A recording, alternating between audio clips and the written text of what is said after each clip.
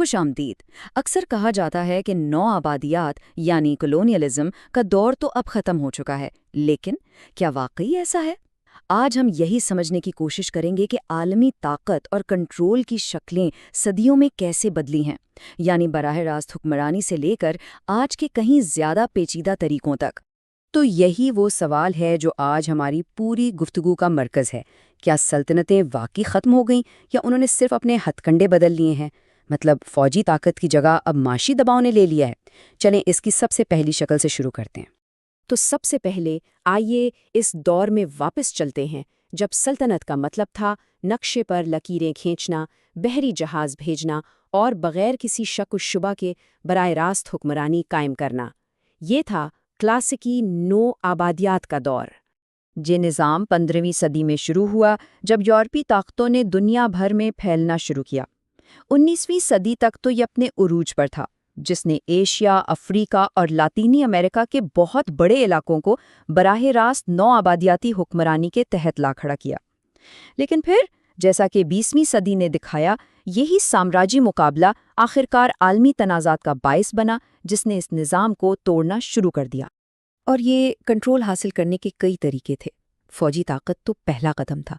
اس کے بعد انتظامی ڈھانچے بنائے گئے، مقامی وسائل کا بے دریغ استحصال کیا گیا، اور سب سے اہم بات، نقشے پر ایسی مصنوعی سرحدیں کھینچی گئیں جنہوں نے معاشروں کو ہمیشہ کے لیے بدل کر رکھ دیا۔ لیکن جیسا کہ ہم جانتے ہیں، کوئی بھی سلطنت ہمیشہ قائم نہیں رہتی۔ 20ویں صدی اپنے ساتھ ایک بہت بڑی ہلچل لائی، ایک ایسی لہر جس نے نو آبادیاتی نظام کی بنیادوں کو ہلا کر رکھ دیا اور آزادی کی آگ کو بھڑکا دیا۔ ہوا یہ کہ دو عالمی جنگوں نے پرانی یورپی سلطنتوں کی کمر توڑ دی، ان کی معیشتیں تباہ ہو گئیں اور ان کی فوجی طاقت تقریباً ختم ہو گئی۔ اس خلا نے دنیا بھر میں قوم پرست تحریکوں کے لیے خود ارادیت اور آزادی کا مطالبہ کرنے کا دروازہ کھول دیا۔ اور پھر آزادی کی ایک لہر آئی۔ ہندوستان اور پاکستان سے لے کر نائجیریا اور کینیا تک درجنوں نئی قومیں عالمی سطح پر ابھریں، ہر ایک اپنے پرچم کے ساتھ، اور دنیا کا نقشہ ہمیشہ کے لیے بدل گیا۔ لیکن یہاں ایک بہت اہم مسئلہ تھا، جیسا کہ اس اقتباس میں واضح کیا گیا ہے۔ ان نئی قوموں کی سرحدیں مقامی حقائق کی بنیاد پر نہیں، بلکہ نو آبادیاتی سہولت کی بنیاد پر کھینچی گئی تھیں۔ اس نے مختلف نسلی اور مذہبی گروہوں کو ایک ہی ریاست میں اکٹھا کر دیا، جس نے مستقبل کے تنازعات کے بیج بو دیے۔ تو جب براہ راست حکمرانی ختم ہو گئی تو اثر و رسوخ برقرار رکھنے کے لیے کنٹرول کی ایک نئی، زیادہ سٹل یعنی لطیف شکل کی ضرورت پڑی۔ اس نئی شکل کو نیو آبادیات کہا جاتا ہے۔ جیسا کہ آپ دیکھ سکتے ہیں، اس کا تعلق فوجی کنٹرول سے نہیں، بلکہ اقتصادی اور مالیاتی دباؤ کا استعمال کر کے دوسرے ممالک کو متاثر کرنے سے ہے۔ اہم نقطہ یہ ہے کہ سیاسی آزادی حاصل کرنے کا مطلب خود بخود معاشی آزادی نہیں تھا۔ اور یہ کام کیسے کرتا تھا؟ دیکھیں، پہلا قدم، نئی قوموں کو ترقی کے لیے فنڈز کی ضرورت تھی۔ دوسرا قدم، IMF اور ورلڈ بینک جیسے عالمی ادارے قرضے فراہم کرتے تھے۔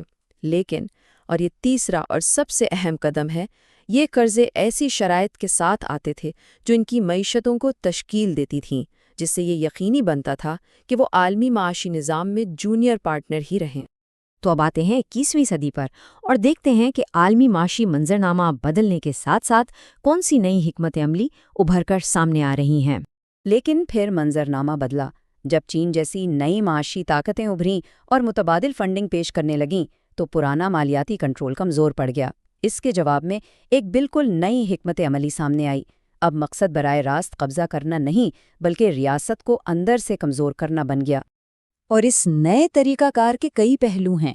اس میں ریاستی اداروں کو غیر مستحکم کرنا، نسلی اور فرقہ وارانہ تنازعات کو ہوا دینا، اور سیاسی مداخلت کے ذریعے نظام کو کمزور کرنا شامل ہے۔ یہ سب مل کر ایک ریاست کو اندر سے توڑ دیتے ہیں۔ اس کی ایک واضح مثال عراق ہے۔ حملے کے بعد جب ریاستی ڈھانچے کو ہی ختم کر دیا گیا تو ملک گہری نسلی اور فرقہ وارانہ خطوط پر تقسیم ہو گیا، جس سے ایک متحد قوم کے طور پر اس کا کام کرنا تقریباً ناممکن ہو گیا۔ اسی طرح لیبیا میں مرکزی حکومت کے خاتمے کے بعد ملک متحارب دھڑوں میں بٹ گیا، جس سے ایک متحد ریاست کا تصور ہی تقریباً ختم ہو گیا اور بیرونی اثر و رسوخ کے لیے ایک خلا پیدا ہو گیا۔ تو ٹکڑے ٹکڑے کرنے کی یہ نئی حکمت عملی بہت سی قوموں کے لیے ایک بنیادی انتخاب پیش کرتی ہے۔ تو سوال یہ بنتا ہے کہ کیا نسلی یا فرقہ وارانہ بنیادوں پر بنائی گئی چھوٹی ریاستیں واقعی خود مختار ہو سکتی ہیں یا وہ بیرونی طاقتوں پر مزید منحصر ہو جاتی ہیں؟ اس سلسلے میں جنوبی سوڈان کا تجربہ ایک سبق آموز کہانی ہے۔ آزاد ریاست تو بن گئی، لیکن صرف نسلی شناخت پر ریاست کا قیام استحکام یا خوشحالی کی ضمانت نہیں ہے۔ یہاں ہمارے سامنے دو بالکل الگ الگ مستقبل ہیں۔ ایک راستہ ہے تقسیم کا، چھوٹی کمزور ریاستیں جو مسلسل تنازعات اور بیرونی انحصار کا شکار ہیں۔ دوسری طرف اتحاد کا راستہ ہے، مشترکہ خود مختاری اور اقتصادی تعاون کے ذریعے طاقت حاصل کرنا، جیسا کہ پین آف افریقنزم جیسے نظریات میں سوچا گیا تھا۔ تو اس واضح انتخاب کو سامنے رکھتے ہوئے حقیقی آزادی کو محفوظ بنانے کے لیے مجوزہ حل کیا ہے؟ تو جو حل پیش کیا جاتا ہے وہ ہے تقسیم کی سیاست کو مسترد کرنا۔ دلیل یہ ہے کہ حقیقی خود مختاری ریاستوں کو توڑنے سے نہیں آتی، بلکہ انہیں اندر سے مضبوط، جامع اور اقتصادی طور پر خود مختار بنا کر آتی ہے، جو انہیں بیرونی ہیرا پھیری کے خلاف زیادہ مزاحم بناتی ہے۔ آخر میں بات اس جدوجہد کی میراث کو بچانے کی ہے۔ مقصد اس خود مختاری کی حفاظت اور اسے مضبوط کرنا ہے جس کے لیے 20ویں صدی میں اتنی قربانیاں دی گئیں، نہ کہ اسے تقسیم کی نئی شکلوں سے ختم ہونے دیا جائے۔ اور یہ آخری سوال ہمیں سوچنے پر مجبور کرتا ہے کہ اس دور میں جہاں شناخت کی بنیاد پر تقسیم بڑھ رہی ہے، ایک مشترکہ مستقبل آخر کیسے بنایا جا سکتا ہے؟